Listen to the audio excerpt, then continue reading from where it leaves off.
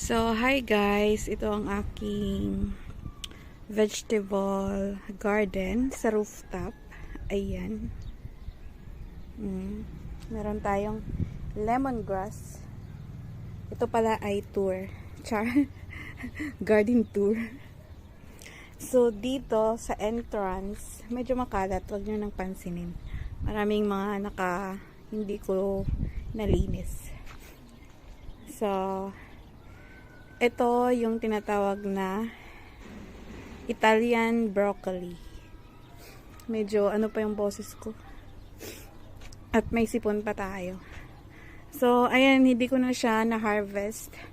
Pero pag ano siya, pag hindi siya namulaklak, I mean na ganito, ito yung itsura niya. Ayan, ha-harvestin mo siya. Maliliit lang yan dito. Ayan. Ay, napabayaan ko na siya, kaya naging ganyan.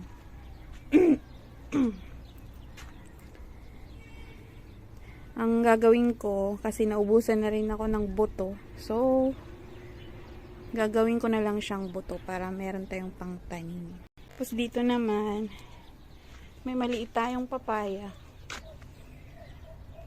At meron din tayong papaya na may bulaklak na siya, kaya lang hindi ko alam kung lagi naman kasing nalalaglag siya eh.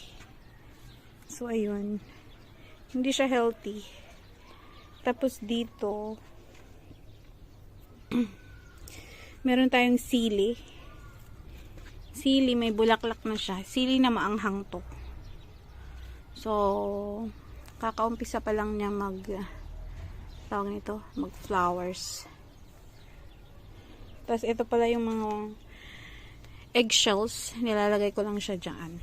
Iniipon ko siya, tapos pag naarawan, maganda siya. Pag natuyo, didikdikin ko lang, tapos ihahalo ko sa aking sa lupa, I mean. Ito naman yung aking passion fruit na tinanggalan ko na ng mga dahon. Pero nag-uumpisa na siyang magkaroon ng mga suyo. Ano ba yan? Suyo. Basta magkakadahon na rin siya. Ayan. Tapos ito naman, kamatis. Pakita ko pala sa inyo, ito yung aking swamp fertilizer. So, ito lang yung parang pinakaabuno nila. Organic yan. Yan yung mga dahon, mga pinagbalatan, mga prutas na nabulok. Ganyan siya. So, ito yung kamatis. Pinaka nahuli ito sa lahat. So, pero meron na rin siyang mga bulaklak at may mga konting bunga na rin. Ayan. Dito naman, ito ay upo. Local na upo dito sa Egypt. So, titingnan natin kung anong itsura niya. Tapos dito, ito yung ating string beans. Ay, ano bang tawag dyan? Bagu beans. Basta yung ganito. Ito may bunga na siya. Tapos, hindi siya healthy. Healthy siya nung may net. Tapos nung tinanggal ko, ganyan na siya. So here, ito naman yung aking mga kamatis. Ayan. Kamatis natin, green na green. So inshallah madami tayong ma-harvest. So bali 1 2 3 4 5 6 7 8 9 yung pinakahuli. 9 na plant box, lahat kamatis ito. Tapos meron pa sa kabila. Ito naman yung ating moringa or malunggay. So ayan, nag-start na ulit siya Bali itong winter hindi siya gaanong Hindi siya ganong tumubo. Siguro dahil mainit. Pero, tutubo na ulit yan, inshallah. So, ayan. Ito pa, mga bunga. Kikita nyo. Ayan o. 3 lang sa isang sanga. Pero, malalaki in fairness. Hindi kagaya nung last year.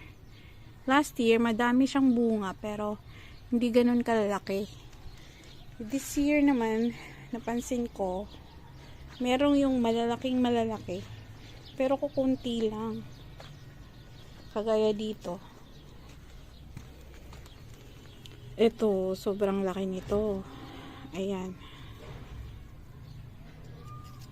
Pero kasi ito, nagkasakit kasi ito. Parang nag-dry siya. Puputulin ko na sana, kaso parang tinanggal ko lang yung mga dahon. Tapos, nagulat ako. Nagkaroon ulit siya ng mga bagong dahon. Ito naman yung ating sweet potato. Bale, ito lang yung pinag-anuhan ko pang tinola, or kung gusto ko ng sweet potato na ginisa. So, ito lang. May lemongrass tayo. Tapos ito, jasmine. Tapos dito, ito yung ating lettuce. Ayan. So, isang plat yan.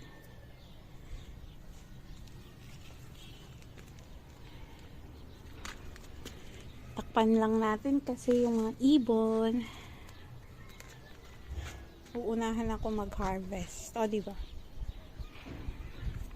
Tapos dito naman, sa gilid, nilagay ko yung mga parsley.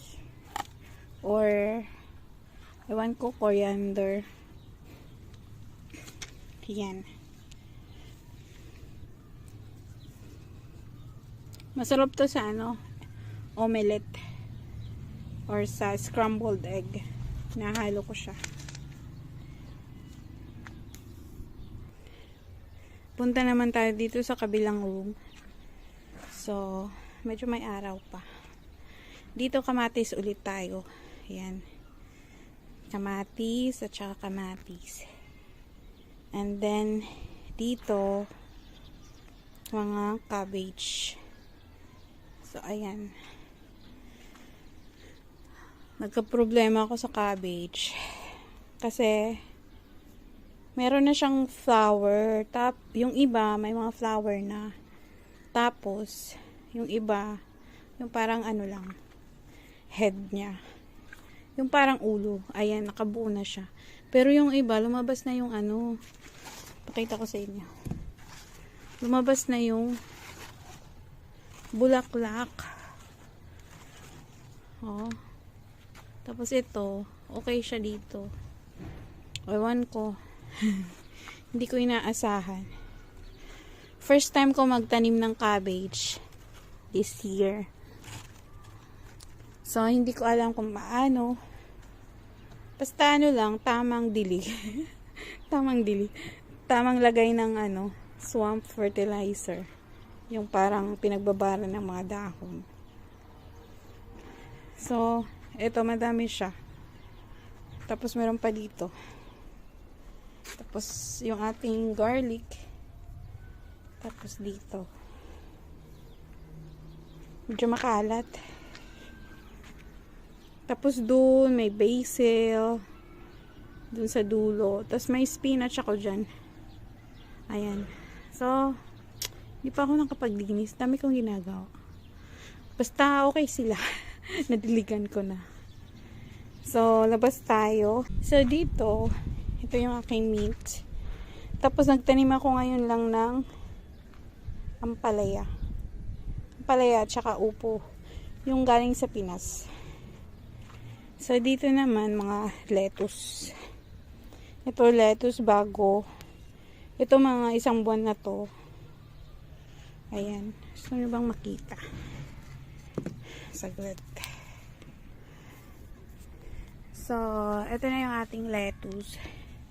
Nakapag-harvest na rin ako dito. Mga ilang weeks na. Pag walang pang salad. So, ito. Dati kasi tinaniman ko siya ng green onions. So, ang ginawa ko, pinagtabi ko na lang sila. Ayan, meron ng ano eh.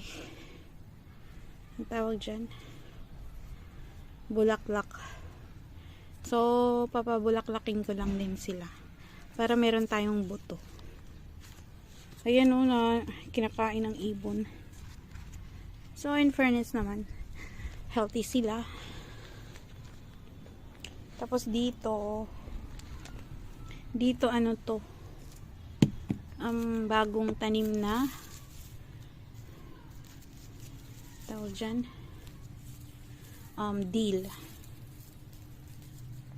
So dito dati kasi akala ko yung naitanim ko ay broccoli, hindi pala, gerger pala yung naitanim ko. Tapos wala na akong buto ng broccoli, so tinanim ko na lang dill.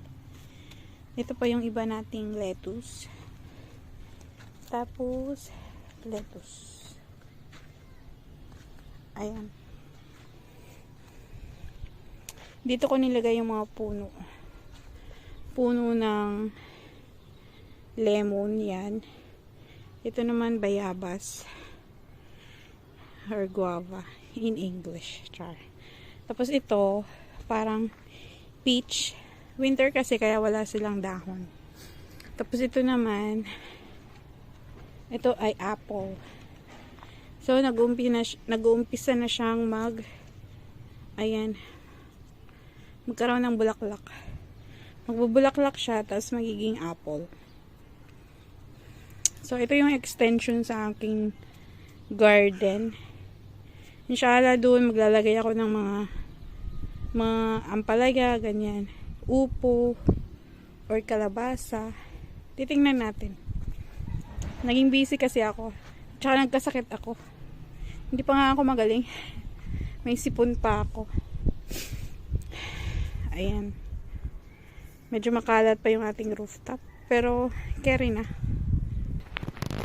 Dito pala, mga gerger or urugula yung tinanim ko lahat dyan. Tapos, ang daming nila. Tapos, binunot ko nung yung iba. Nagtry ako magtanim ng beans dito kung makakasurvive. Yung mga may talong. Tapos, ito dill. So, mahilig ako sa dill pang salad. Kaya nagtanim ako ulit doon. Hindi ko naman inakala na mabubuhay dito. Okay naman sila dito. Tapos may talong din. Yung pang summer yan. Ayan. Magbebenta na tayo. Char. So, that's it for my rooftop vegetable garden. Ay, ang haba ng video natin. Sigurado na bored kayo. So, ganito lang itsura. Makikita nyo naman na nasa rooftop talaga tayo. Pakita ko sa inyo yung kapitbahay namin. Sa kapitbahay namin, mga hayop sila. Ay, hayop sila. Mga hayop yung alaga nila. So, yan. Yung kamote natin kasi winter pangit. I mean sweet potato. Yun, maganda dun. Ito lang gusto ko dito sa rooftop. I mean, pag dito ka sa probinsya. So, that's it for today.